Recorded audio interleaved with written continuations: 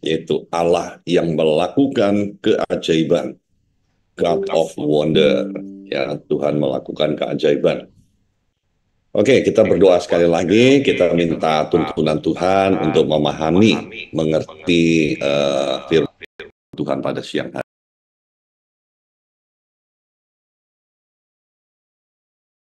Menyerahkan waktu yang singkat ini ke dalam tangan Tuhan, urapi kami agar kami dapat mengerti firman Tuhan dan kami boleh menghidupinya juga. Terima kasih Tuhan. Di dalam nama Tuhan Yesus kami menaikkan doa kami. Amin. Oke, selamat siang. Sekali lagi buat Bapak Ibu Saudara semua, buat teman sekolah saya Pak Rudi ya. Dan oke, kita akan lihat ya, Keluaran pasalnya 34 ayat yang ke-10. Di dalam Keluaran 34 ayat yang ke-10 ada satu firman Tuhan yang Tuhan sampaikan kepada eh, Musa, ya, kepada bangsa Israel melalui Musa. Firman-Nya mengatakan demikian. Sungguh akunya huruf besar ini, aku ini Tuhan, mengadakan suatu perjanjian. Di depan seluruh bangsamu ini akan kulakukan perbuatan-perbuatan yang ajaib, seperti yang belum pernah dijadikan di seluruh bumi, di antara segala bangsa. Seluruh bangsa yang di tengah-tengahnya engkau diam akan melihat perbuatan Tuhan, sebab apa yang kulakukan dengan engkau sungguh-sungguh dahsyat. Jadi, Bapak-bapak semua, ayat ini Tuhan sampaikan melalui Musa pada waktu mereka sudah keluar dari Mesir. Ini kondisinya sudah berada di antara Mesir sama tanah Kanaan, tanah perjanjian, di daerah Sinai. Nah, pada waktu Tuhan mengatakan ini, bukan berarti selama ini Tuhan belum mengadakan mujizat. Bukan berarti selama ini Tuhan belum mengadakan keajaiban. Sudah. Sebelum ini, sebelum firman Tuhan diturunkan, yang ini diturunkan, Tuhan udah bikin banyak mujizat. Kita pernah baca di dalam Alkitab, mungkin kita pernah dengar, Laut Merah dibelah sama Tuhan. Wah, itu mujizat yang luar biasa. Sampai hari ini pun kita sulit untuk bisa memahami itu. Kemudian pada waktu bangsa Israel mau dibawa keluar dari Mesir, Firaun, Raja Mesir waktu itu nggak mau keluarin, nggak mau lepasin. Kenapa? Karena ini bicara tentang ekonomi gitu ya. Orang Israel yang berada di Mesir, itu pada waktu itu jumlahnya kurang lebih 2 juta orang. 600.000 orang itu laki-laki, itu buruh. Mereka diperbudak di Mesir. Dan kerjanya mereka apa? Buruh. Mereka itu tenaga kerja. Ya, tenaga kerja paksa. Jadi buruh mereka.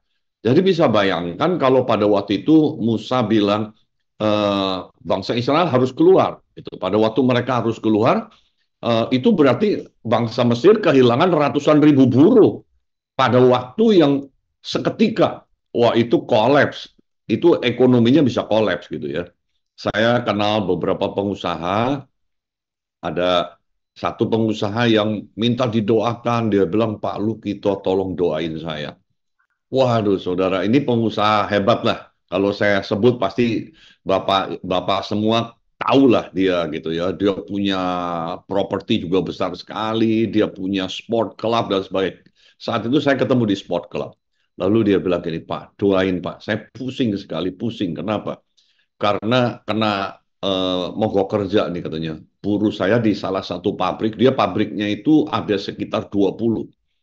Lalu dia bilang, salah satu pabrik saya itu kena SPSI ini katanya. Dia bilang, Serikat Pekerja Seluruh Indonesia. Jadi dia bilang, di mogok. Wah, dia bilang, pusing Pak, dia bilang.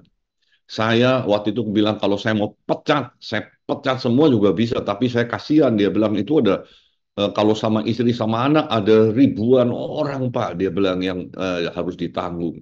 Tapi gara-gara itu, dia sempat mendapat teguran dan beberapa kliennya dia dari Eropa itu pindah ke pabrik yang lain dan dia cancel. Jadi dia bilang, waduh ini dia bilang, ini masalahnya besar dia bilang. Jadi kena pemogokan buruh sesaat saja udah bikin pusing nih pengusaha ini, apalagi saudara Mesir waktu itu ratusan ribu buruh mau keluar dari Mesir dan tidak kembali lagi. Oh ini udah pasti ekonominya kolaps. Itu sebabnya Firaun waktu itu Raja Mesir tidak setuju, dia nggak terima. Dan akhirnya karena ada 10 tulah yang Tuhan kerjakan, wah akhirnya mereka nggak tahan, dilepasin juga orang Israel dari Mesir. Tapi di tengah perjalanan orang Mesir nyesel, dia bilang ini harus dibawa balik lagi, jadi dikejar lagi. Nah disitulah terpojoklah orang Israel di belakang tentara Firaun di depan Laut Merah. Di situ Tuhan bikin mujizat. Laut Merah dibelah sama Tuhan, orang Israel keluar dan berjalan di dasarnya Laut Merah. Nah, kita semua tahu akhirnya Firaun dan seluruh tentara Mesir dibenamkan di Laut Merah. Jadi, saudara, sebelum ayat ini disampaikan oleh Tuhan melalui Musa, sebelumnya Tuhan sudah bikin banyak mujizat. Tapi di sini ada 3 hal yang siang hari ini saya ingin mengajak kita mengamati dengan lebih khusus ya, 3 pesan ini. Yaitu yang pertama, fokus on God. Yaitu apa? Kita fokus kepada Tuhan. Karena di dalam ayat yang ke-10 tadi katakan, di depan bangsa ini akan aku lakukan. Jadi siapa yang melakukan mujizat ini? Siapa yang akan melakukan keajaiban besar? Tuhan. Tuhan yang akan melakukan. Karena itu kita perlu fokus sama Tuhan. Kalau kita mau melihat dalam hidup kita ini, ada keajaiban-keajaiban yang Tuhan mau kerjakan di depan kita, yang langkah pertama yang perlu kita lakukan adalah fokus sama Tuhan. Bapak-bapak kita semua tahu bahwa bangsa Israel pada waktu lagi mau masuk ke Mesir, dipimpin oleh, ke Kanaan. Masuk ke Kanaan dipimpin oleh Yosua. Yosua itu pada waktu dia mau masuk Kanaan, dia selidiki dulu, Kanaan ini kira-kira seperti apa. Nah, kota pertama yang harus ditaklukkan oleh bangsa Israel di bawah kepemimpinan Yosua pada waktu itu namanya Yeriko. Yeriko itu kotanya kuat sekali gitu. Yeriko itu kota dengan benteng yang kalau di tembok bentengnya di bagian atas, itu kereta tentara itu bisa dijejer 6. Jadi itu satu kota dengan kubu pertahanan yang begitu luar biasa. Jadi Yosua kirim utusan dulu. Dia kirim 2 utusan, dia kirim 2 pengintai. Lalu zaman sekarang kita kenalnya itu spy gitu ya. Mata-mata dia kirim untuk membuat mapping, untuk membuat pemetaan. Kira-kira menaklukkan Yeriko ini dari mana gitu. Karena temboknya, bentengnya begitu kuat. Dan pada saat dia lagi mulai memikirkan itu, tiba-tiba pada waktu malam hari dia di bukit, dia sementara mengamati Yeriko. Muncullah satu malaikat yang disebut malaikat Tuhan ini, yang sebenarnya adalah Tuhan. Dan dia bilang gini, Yosua, tanggalkan kasutmu. Wah, Yosua pada saat itu karena dia sebagai seorang panglima perang, dia langsung hunus pedangnya, dia tanya sama pribadi yang berdiri di depan dia, kamu lawan atau kawan? Lalu malaikat itu mengatakan, aku malaikat Tuhan. Dan disitulah Yosua tahu dia sedang berhadapan dengan Tuhan. Dan disitulah Yosua sujud. Lalu malaikat Tuhan bilang gini, kamu kelilingi Yeriko ini 7 kali, 7 hari.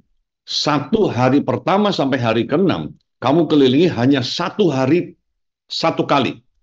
Tapi di hari ke-7, kamu melakukan putaran kelilingi 7 kali. Dalam 1 hari yang ke-7 itu saja 7 kali.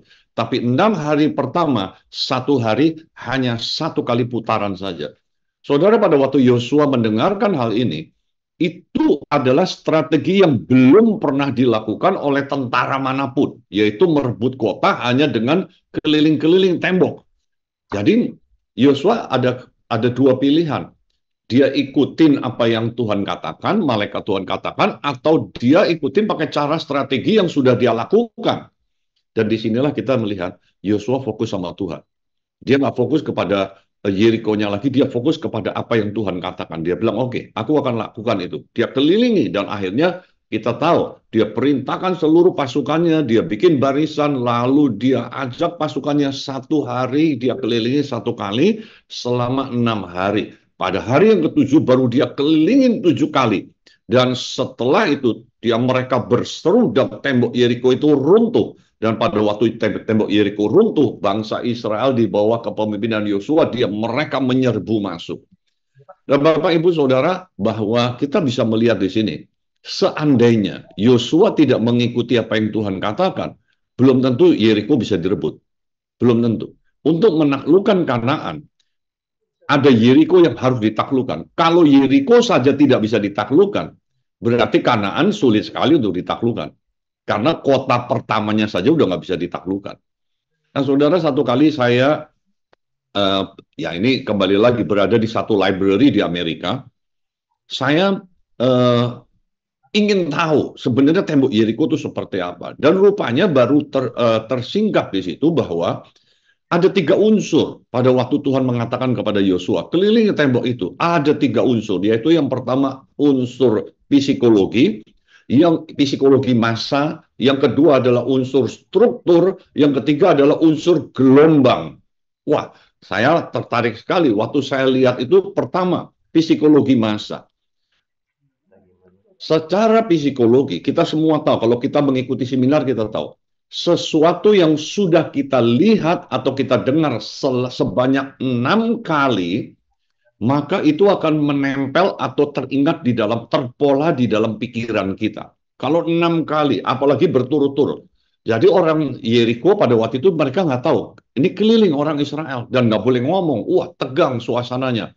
Mereka tuh 1 hari 1 kali diem. Habis itu mereka berkemah orang Israel. Orang Yeriko bingung. Hari kedua juga begitu. 1 kali, lalu diem. Hari ketiga juga begitu. 1 kali diputarin, lalu diem mereka di kemah. Hari keempat juga begitu. Hari kelima begitu. Hari keenam begitu. Jadi apa yang terjadi? Di seluruh tentara dan juga penduduk Yeriko sudah terpola bahwa orang Israel itu akan mengelilingi 1 hari 1 kali. Jadi pada hari ke-7 yang ada di pikiran mereka, orang Israel akan keliling 1 hari 1 kali itu.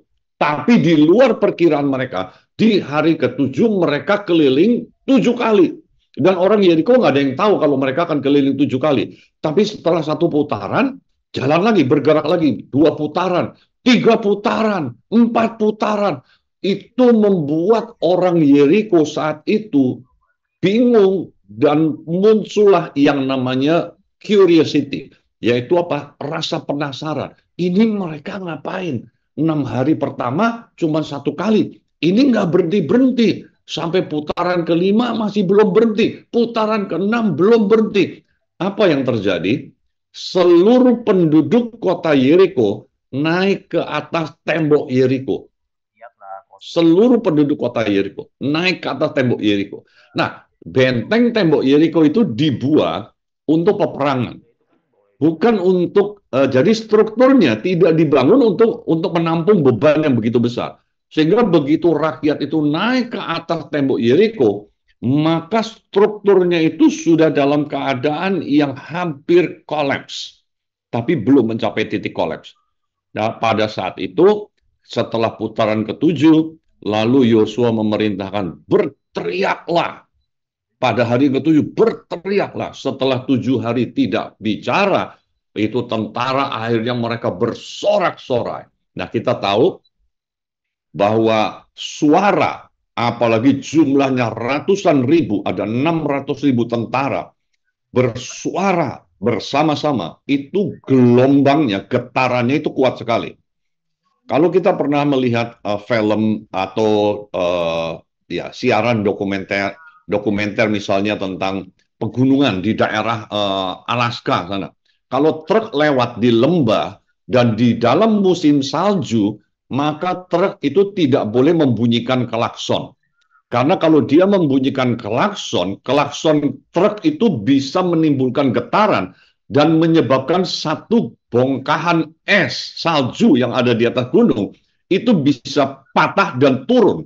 Pada waktu dia turun, dia menggelinding, maka bongkahan salju yang awalnya kecil bisa menjadi besar sekali, dan kalau itu menimpa desa yang ada di kaki gunung, maka desa di kaki gunung itu akan mengalami kerusakan yang parah. Itu sebabnya mobil yang lewat sana tidak boleh membunyikan klakson. Kenapa? Karena suara itu menimbulkan getaran. Suara adalah getaran, dia merambat dan itu ada kekuatan. Jadi bangsa pada waktu Yeriko dia bebannya puncak, Lalu orang Israel berteriak bersama-sama. Dari satu sisi getaran itu membuat mencapai struktur itu mencapai titik kolaps dan akhirnya roboh, saudara.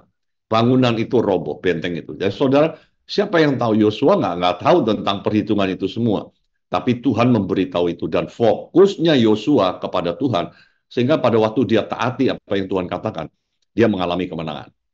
Jadi di sini kita melihat bahwa kita perlu fokus sama Tuhan. Daud berhasil juga karena fokus sama Tuhan. Ketika dia satu kali lawan Filistin, dia perang lawan Filistin, dia tanya sama Tuhan, Tuhan, apa yang harus aku lakukan? Aku maju atau tidak? Tuhan kasih tahu melalui imam-imamnya pada waktu itu, kamu maju, perang. Mereka Daud pimpin pasukannya, perang lawan Filistin, menang dia. Tapi berikutnya, di dalam peperangan yang akan datang, berhadapan dengan Filistin juga, di lembah yang sama, Tuhan nanya lagi sama Tuhan. Daud nanya lagi sama Tuhan. Daud tanya, Tuhan kali ini aku maju nggak? Dan Tuhan melalui imam-imamnya pada waktu itu kasih tahu, jangan, yang kali ini kamu jangan maju, tapi kamu buat gerakan melingkar. Dia bilang, kamu buat gerakan melingkar. Karena pada waktu engkau sudah buat gerakan melingkar, dan engkau mendengar ada suara seperti derap kuda di atas pohon-pohon kertau itu, pada saat itu kamu maju. Dan akhirnya Daud mengikuti itu, strateginya berubah. Tentara Filistin nggak bisa menebak strateginya Daud. Akhirnya dia Filistin mengalami kekalahan. Daud berhasil menang. Dari mana Daud bisa dapatkan itu semua? Karena dia fokus kepada Tuhan. Karena Tuhan tuh kalau memberikan petunjuk, dia nggak selalu sama. Tuhan bisa memberikan petunjuk yang berbeda-beda. Nah, hari ini, kalau kita dalam dunia bisnis, dalam dunia usaha, kita pun harus fokus sama Tuhan. Kenapa? Karena Tuhan bisa memberikan petunjuk yang berbeda. Dari satu waktu kepada waktu yang lain, Tuhan bisa memberikan petunjuk yang sangat berbeda. Kebetulan saya mengembalakan di dalam jemaat saya ada beberapa pengusaha, dan saya ceritakan ini, saya kasih tahu kepada mereka. Mereka bilang, Pak, benar, kami ngalami itu, Pak. Karena misalnya dia bilang gini, untuk memenangkan tender yang ini atau kita dalam proyek yang ini, kami melakukan strateginya ini, tapi di tempat yang lain kami nggak bisa lakukan yang sama. Saya doa, saya tanya Tuhan apa yang harus saya lakukan. Dan Tuhan kasih tahu, lakukan yang ini. Pada waktu dia lakukan, wah dia berhasil. Jadi seringkali dalam kehidupan kita zaman sekarang, Tuhan memberikan tuntunan itu bukan hanya zaman dulu, tapi zaman sekarang Tuhan masih memberikan tuntunan. Itu sebabnya kita perlu fokus sama Tuhan. Ya, ada raja di Israel, Saul kalah karena dia nggak fokus sama Tuhan. Dia lebih fokus kepada lawannya. Wah, dia lihat kondisinya lawannya udah mulai maju. Lalu si nabinya Samuel yang bilang suruh tunggu dia nggak datang-datang. Tentaranya dia udah ketakutan mulai meninggalkan dia. Saul udah nggak fokus lagi sama pesan Tuhan. Dia ambil keputusan sendiri. Akhirnya Saul kalah. Ya, ada banyak hal yang bisa mengalihkan fokus kita dari Tuhan. Hari ini ada banyak sekali yang bisa mengalihkan kita fokus dari Tuhan. Jadi jagalah supaya kita tetap fokus on God, supaya bisa peka untuk mengikuti tuntunan Tuhan. Ini penting. Bukan hanya untuk pelayanan, bukan hanya untuk apa, tapi ini untuk dalam dunia bisnis, dalam dunia kerja, ini sangat penting. Karena apalagi di era zaman sekarang, era yang perubahannya begitu luar biasa. Kita betul-betul harus fokus sama Tuhan, minta tuntunan Tuhan. Yang kedua adalah fleksibel. Ayatnya di dalam ayat 10a dia bilang gini, perbuatan-perbuatan ajaib yang belum pernah dijadikan. Kalau Tuhan mau lakukan sesuatu yang ajaib yang belum pernah dijadikan, artinya ini sesuatu yang baru. Ini sesuatu yang baru. Kita perlu sadari bahwa metode kerja Tuhan itu nggak selalu copy paste atau duplikasi. Jauh udah metodenya udah berhasil ini, maka dilakukan terus, dilakukan terus. Belum tentu bisa berhasil. Kenapa? Karena Tuhan bekerjanya berbeda. Tadi Pak Pak Yohanes bilang, wah ini Pak Lukito nih berapa kali kalau ditelepon pas di Amerika. Ya memang kebetulan di sana ada cabang. Jadi saya ada beberapa selain cabang juga beberapa network yang memang kita ada kerjasama. Jadi mau tidak mau saya dalam tugas saya harus ke sana. Nah, saya menemukan di sana kita tahu gitu. Perusahaan-perusahaan besar hari ini seperti Walmart itu nutup gerainya banyak, saudara. Ada satu gerainya Walmart yang kalau saya ke sana itu seringkali saya ke gerai itu tutup. Tutup. Kenapa? Karena strategi yang lama tidak lagi berhasil melawan atau menghadapi situasi zaman yang ada sekarang, pada zaman sekarang. Karena orang sekarang kalau mau belanja udah lagi tidak ke gerai, mereka online gitu. Jadi kita harus fleksibel. Di sini kita harus belajar untuk apa? Fleksibel mengikuti caranya Tuhan. Nah, di dalam Matius pasal 9 ayat 17, Tuhan tuh bilang gini satu kali. Anggur yang baru tidak bisa dicurahkan ke dalam kirbat yang lama. Anggur baru nggak bisa dicurahkan dalam kirbat yang lama. Jadi zaman dulu, menyimpan anggur itu bukan pakai botol, tapi pakai satu wadah, yaitu namanya kirbat. Jadi kantong yang terbuat dari kulit binatang. Kulit onta dan sebagainya, kulit binatang. Nah, kalau yang disebut kirbat lama, itu adalah kirbat kantong kulit itu yang pernah dipakai untuk menyimpan anggur yang sebelumnya. Nah, kantong yang pernah dipakai oleh anggur yang sebelumnya, itu kulitnya itu akan sudah menyimpan sisa ragi dari proses fermentasi yang pertama. Itu sebabnya kalau mau dipakai lagi kantong kulit ini, dia harus direndam dulu, diperbaharui dulu. Jadi bukan yang disebutkan kantong kulit baru itu bukan brand new, tetapi kantong kulit lama yang pernah dipakai tetapi diperbaharui dengan cara apa? Direndam di dalam air supaya ragi lamanya keluar dari kulit yang lama, lalu setelah itu diminyaki, direndam lagi, diminyaki. Proses itu dilakukan 2 sampai 3 kali, beberapa kali. Supaya apa? Kulit itu yang pertama tidak ada ragi lama, yang kedua supaya dia kembali elastis atau fleksibel.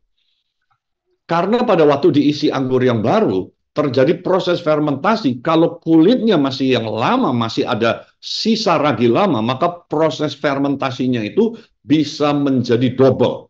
Jadi proses fermentasinya itu ekstra. Nah itu terus kantong kulitnya juga kaku. Karena kaku, sobek.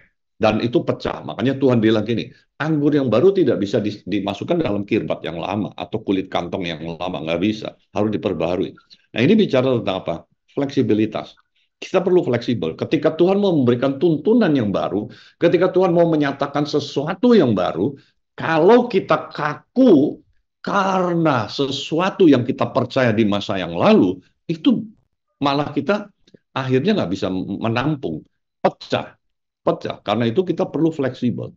Ya, Tuhan tidak menggunakan cara yang sama, metode yang sama di zaman dan situasi yang berbeda. Hari-hari dunia bisnis betul-betul sedang mengalami ini. Yang tidak bisa mengikuti perubahan yang ada, maka suffer, bisnisnya akan mengalami penderitaan. Tapi yang bisa mengikuti perubahan yang ada, dengan fleksibel mengikuti, dan melakukan tindakan yang tepat, bisnisnya juga justru naik.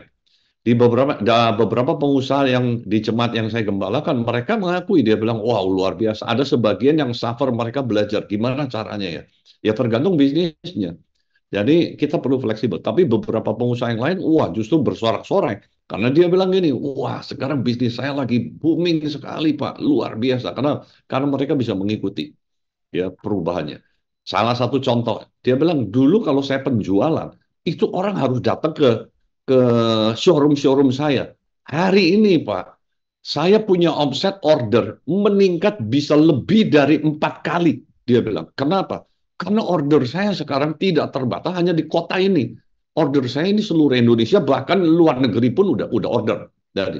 Dia satu company yang kalau mau bikin kayak semacam apa ya, boneka-boneka kayak apa maskotnya gitu, ikon dari company. Salah satu ordernya itu dari Disneyland.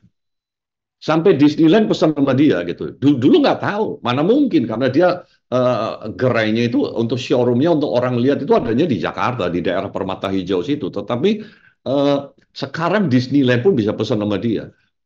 Warner Bros yang ada di Australia pun pesan dari dia gitu karena semua eranya sudah era digital. Jadi Bapak Ibu kita bisa lihat kita dalam hidup kita ini perlu fleksibel. Kalau kita nggak fleksibel kita kaku maka itu akan menghambat bagaimana Tuhan bekerja dalam kehidupan kita. Daud berhasil dalam kehidupannya karena dia ikuti strategi Tuhan yang berubah-ubah. Dan dia lakukan dengan persiapan matang, cermat, dan bukan asal-asalan. Nah, saudara, dalam fleksibilitas kita fleksibel mengikuti perubahan-perubahan yang ada, nggak bisa dilakukan asal-asalan, nggak bisa. Karena perubahan itu justru perlu lebih cermat, karena sesuatu yang baru. Itu sebabnya perlu dilakukan bukan dengan asal-asalan, tapi dengan persiapan yang matang. Tapi apa saja yang tidak melakukan perubahan dengan persiapan yang matang, maka tidak akan bisa bertahan. Itu sebabnya kita perlu belajar bahwa Tuhan menuntun kita fokus sama Tuhan, tapi yang kedua juga kita perlu fleksibel dalam bisnis kita, dalam kehidupan pribadi kita, termasuk di dalam rumah tangga kita. Ada banyak orang yang akhirnya punya masalah di dalam keluarganya, khususnya dalam menangani anaknya, karena mereka nggak fleksibel. Cara mereka dalam mendidik anak mereka pada waktu usia 1-10, mereka terapkan di usia 10-20. Maka terjadi konflik. Nggak mungkin. Mendidik anak di usia 1-10 sangat berbeda dari 10-20, sangat berbeda. 20-30 itu lebih lagi sangat berbeda. Kebetulan saya mengalami itu, dan beberapa zaman mengalami itu, saya pernah ketemu sama satu counselor. Counselor ini adalah seorang counselor senior, dan dulu dia bekerja sebagai orang IT-nya American Airlines. Dave Jewett namanya. Saya ketemu sama beliau, dan saya cerita tentang apa yang terjadi di dalam menangani anak saya. Pada waktu itu saya punya anak 2, dan waktu running business segala, saya kasih tahu berapa anak saya nggak bisa terima. Tapi waktu saya konsultasi, dia bilang, Pastor, you have to change yourself. Dia bilang, kamu harus berubah karena bukan anak kamu yang harus berubah, but kamu yang harus berubah. Karena apa? Karena you have to be flexible. Kamu menghadapi satu pribadi yang sudah berbeda. Itu. Jadi saudara, dalam rumah tangga kita pun harus fleksibel. Kalau kita kaku, kita bisa suffer di dalam hubungan keluarga kita sendiri. Demikian juga dalam bisnis. Ya, ini pesan yang kedua. Yang terakhir, ini nggak usah. Ini yang terakhir adalah fervent. Ayatnya ini, ayat 10b. Apa yang kau lakukan sungguh-sungguh dahsyat. Wah, sesuatu yang dahsyat, sesuatu yang hebat, itu pasti memberikan semangat, memberikan daya dorong. Kalau kita lihat kenapa pengusaha-pengusaha ada pengusaha-pengusaha yang hebat sekali, karena apa? Dia sudah bisa melihat sesuatu yang dahsyat di depan. Tapi kalau orang sudah nggak bisa melihat sesuatu yang dahsyat di depan, dia nggak akan fervent, dia nggak akan berapi-api, dia nggak akan bersemangat, dia nggak akan antusias, tapi dia kehilangan antusiasme, kehilangan optimisme, dia akan menjadi orang yang pesimis, dia akan kehilangan semangat, dia akan jadi orang yang sudah nggak punya semangat lagi. Nah, saudara, kita tahu kalau orang udah nggak punya semangat, sudah tidak ada lagi sesuatu yang diharapkan, tidak bisa melihat lagi sesuatu yang dahsyat di depan. Maka kalau udah kehilangan semangat, nggak ngapa-ngapain gitu. Nah, di dalam Alkitab kita menyadari bahwa sesuatu yang dahsyat selalu membangkitkan semangat. Contohnya Bartimeus. Di dalam Markus pasal yang ke-10 ayat 46, kita menemukan satu kisah peristiwa. Ada seorang yang lahir, namanya Bartimeus, dia lahirnya buta. Anaknya Timeus. Jadi bapaknya Bartimeus ini Timeus. Saya coba mempelajari siapa Timeus. Sampai disebut Bartimeus bin Timeus. Ternyata bapaknya yang namanya Timeus juga buta, orang buta. Bartimeus lahir juga buta. Jadi ini udah buta bawaan, buta lahir, kedua buta turunan. Oh, bisa bayangkan, kalau kita jadi Bartimeus, mungkin kita udah nggak pernah berpikir, ya udah, terima nasib, saya lahirnya buta, kemudian bapak saya juga buta, turunan orang buta, gitu. Tapi Bartimeus nggak seperti itu. Bartimeus punya pengharapan, Bartimeus punya kerinduan, aku bisa melihat. Jadi satu kali ketika dia mendengar Yesus dekat di tempat dia tinggal di Yeriko, wah, dia sudah dengar bahwa Yesus ini bisa lakukan mujizat apa saja, orang mati aja bisa bangkit, apalagi cuma buta. Wah, dia semangat, saudara. Waktu dia semangat, dia membara, ya, dia nggak bisa dihentikan. Dia teriak-teriak, Yesus anak Daud, kasihanilah aku. Yesus anak Daud, kasihanilah aku. Murid-murid Yesus malah bilang, kamu jangan teriak-teriak. Jangan teriak-teriak begitu yang sopan gitu. Berhenti Bartimius. Enggak. Bartimius teriak lebih kencang lagi. Yesus anak Daud kasihanilah aku. Sampai Tuhan Yesus berhenti. Lalu Tuhan bilang, panggil tuh Bartimius ke sini. Panggil orang itu ke sini. Jadi datanglah dia sampai di depan Tuhan Yesus. Dan akhirnya Tuhan tanya sama Bartimius. Bartimius, apa yang engkau mau? Bartimius langsung jawab, aku mau melihat Tuhan. Aku mau melihat. Kita bisa lihat dari permintaannya Bartimius. Ini walaupun dia lahir buta, anaknya orang buta. Tapi dia nggak terima nasib untuk hidup dalam kebutaan. Dia punya semangat. Dia punya pengharapan. Aku bisa lihat. Dia minta sama Tuhan. Dan akhirnya sembuh. Dalam kisah itu kita tahu Bartimius si buta ini akhirnya bisa melihat. Mujizat besar terjadi. Saudara, Tuhan mengingatkan kita untuk fervent. Jangan kehilangan semangat. Karena Tuhan mau lakukan sesuatu yang di depan yang sungguh-sungguh dahsyat. Itu yang Tuhan mau kerjakan. Ada lagi kisah di dalam Markus pasal 5. Tentang seorang perempuan yang sudah pendarahan 12 tahun. Sudah habis-habisan berobat. Hartanya habis dia pakai untuk berobat. Jadi dari sini kita tahu yang namanya berobat dari dulu sampai sekarang itu mahal betul memang. Jadi bukan bilang, Pak, orang sekarang berobat mahal sekali ya. Enggak, zaman dulu juga udah mahal. Ya, di dalam Alkitab udah disebutin ribuan tahun yang lalu perempuan yang sakit pendarahan 12 tahun ini habis-habisan bangkrut gara-gara berobat. Jadi berobat memang jadi dari dulu udah mahal. Itu sebabnya yuk kita pelihara kesehatan dengan baik gitu ya. Jangan hidup ngawur karena kesehatan itu mahal harganya. Dan si perempuan ini udah 12 tahun dia sakit, dia berobat ke sana kemari, nggak sembuh-sembuh. Tapi waktu dia mendengar Yesus lewat, wah, pengharapannya muncul. Dia bilang, ini kali ini aku sembuh. Karena orang mati aja bisa bangkit. Wah, apalagi aku cuma sakit pendarahan. Wah, dia punya iman. Dan dia bilang gini, asal ku jamah jubahnya, aku sembuh. Asal aku jamah jubah Yesus, aku sembuh.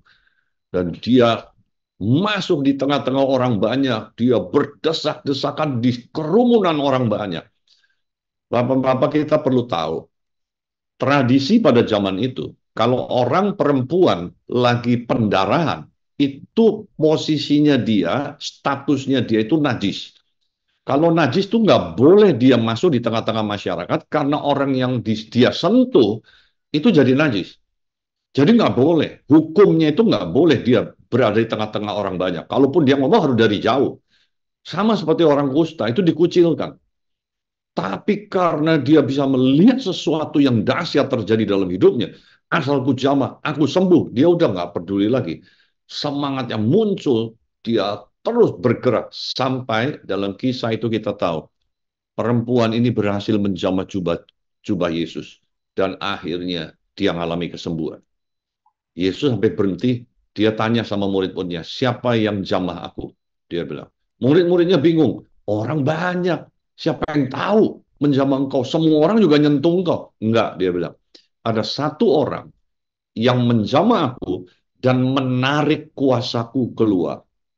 Weh, saudara, kalau kita datang sama Tuhan dengan iman, kita punya iman, maka iman itu akan menarik kuasa Tuhan mengalir dalam hidup kita.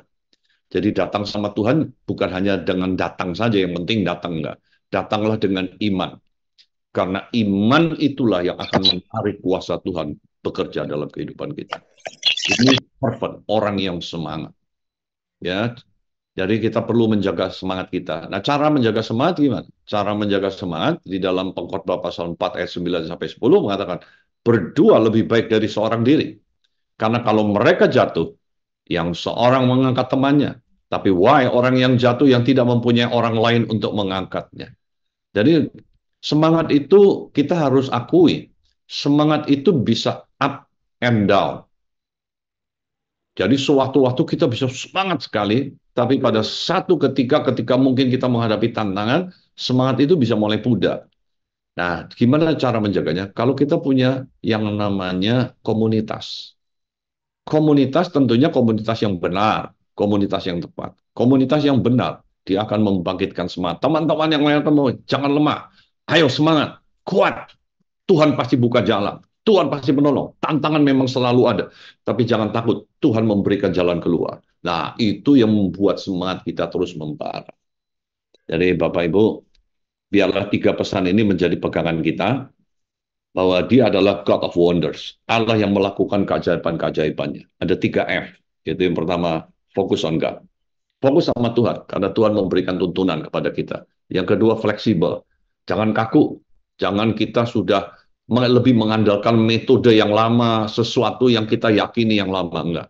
Dunia sedang berubah. Kita pun harus mengikuti perubahan-perubahan yang ada. Beradaptasi dengan perubahan yang ada. Berselancar di atas ombak perubahan yang sedang terjadi pada hari ini. Dan yang ketiga, fervent. Jangan kehilangan semangat. Jangan kehilangan semangat. Karena kalau kita sudah tidak lagi bisa melihat sesuatu yang dahsyat di depan, kita akan kehilangan semangat. Milih komunitas yang kuat di dalam Tuhan. Ya, itu yang menjadi pesan kita pada siang hari ini. Mari kita berdoa. Tuhan, kami berdoa. Di tengah-tengah semua aktivitas kami yang ada, di tengah-tengah kegiatan kami, pekerjaan kami, kesibukan kami mau terus mengingat 3 F ini Tuhan. Yaitu yang pertama, fokus kepada Tuhan. Kami nggak boleh kehilangan fokus kami dari Engkau. Terima kasih Engkau jagai kami. Kami juga tidak mau menjadi orang yang kaku, yang tidak bisa berubah. Tapi kami mau menjadi orang yang selalu bersedia untuk berubah dan mau berubah dan beradaptasi sesuai dengan kebenaran Tuhan. Bukan beradaptasi dengan cara yang salah, tapi beradaptasi sesuai dengan kebenaran Engkau. Terima kasih, dan kami juga mau terus melihat kedahsyatan Tuhan, sehingga ada pengharapan, ada semangat yang membara di dalam kehidupan kami. Terima kasih Tuhan, berkati setiap kami pada siang hari ini, biar kebenaran firman Tuhan yang menjadi perenungan kami akan selalu kami ingat dan kami hidupi dalam kehidupan kami. Dan Tuhan membuat kehidupan kami berhasil dan memuliakan nama Tuhan. Terima kasih Tuhan. Dalam nama Tuhan Yesus kami mengucap syukur dan berdoa. Amin.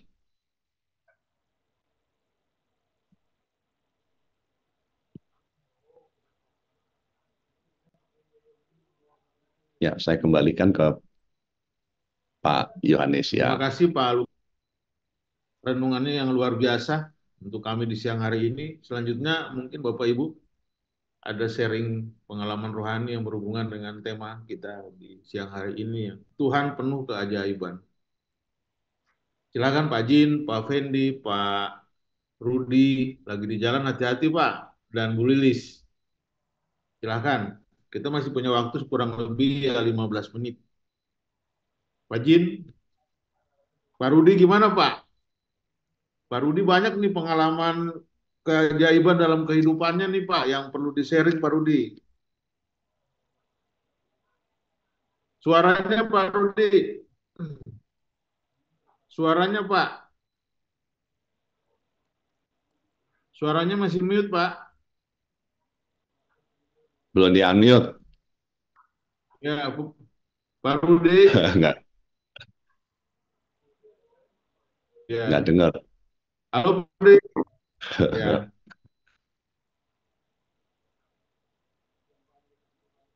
Halo Pak, suaranya masih belum kedengaran Pak. Oke, Pak Jin mungkin Pak. Pak Rudi suaranya nggak dengar. Nggak konsen Pak. Ya, nggak konsen. Pak Jin mungkin Pak, Ya, atau Pak ya, Fendi. memang.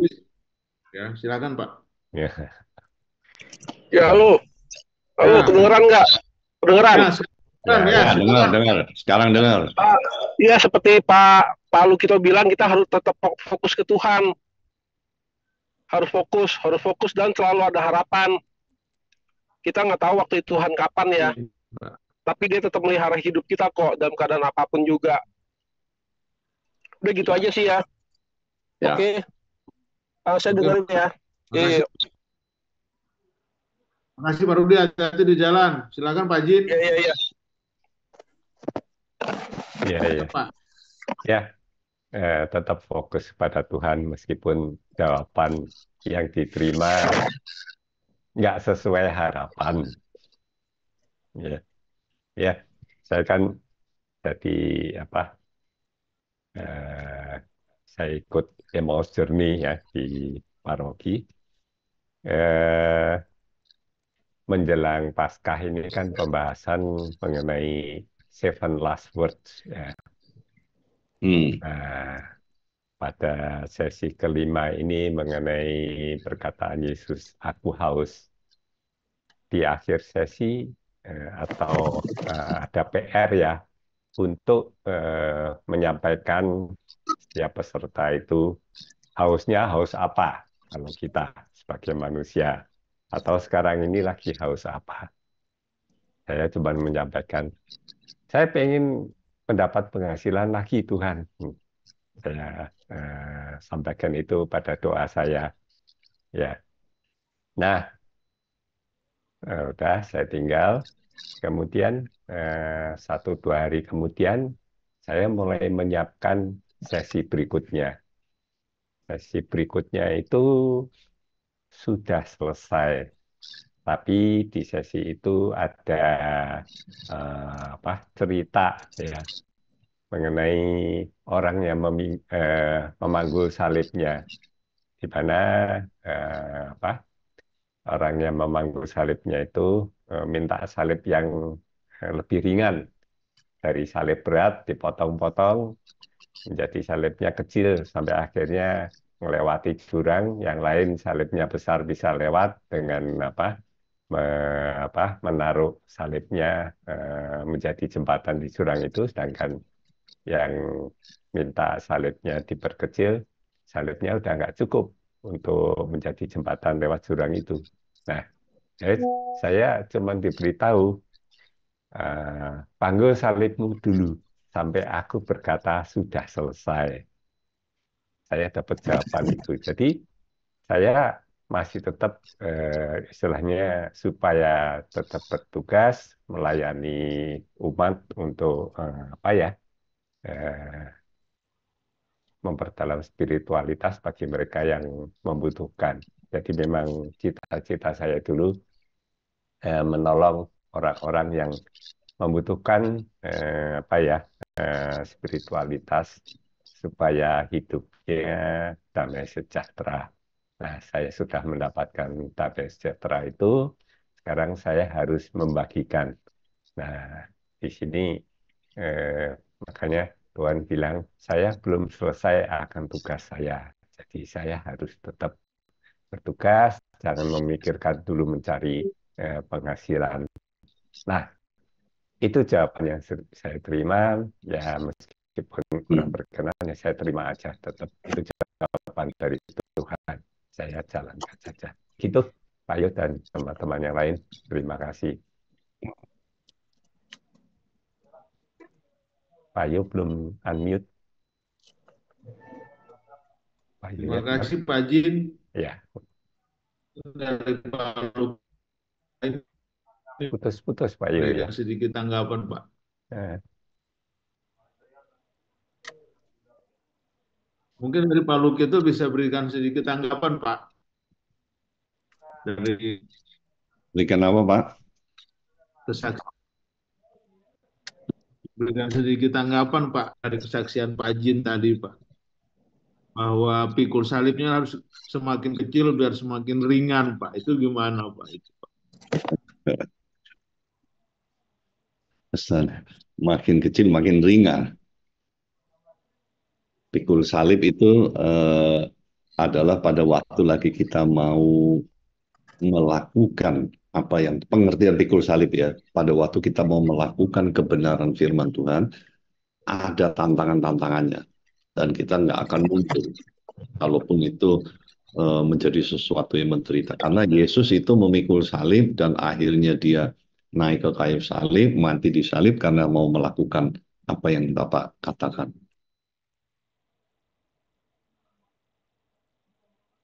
Ya Tuhan yang memberikan kekuatan. Hmm. Masih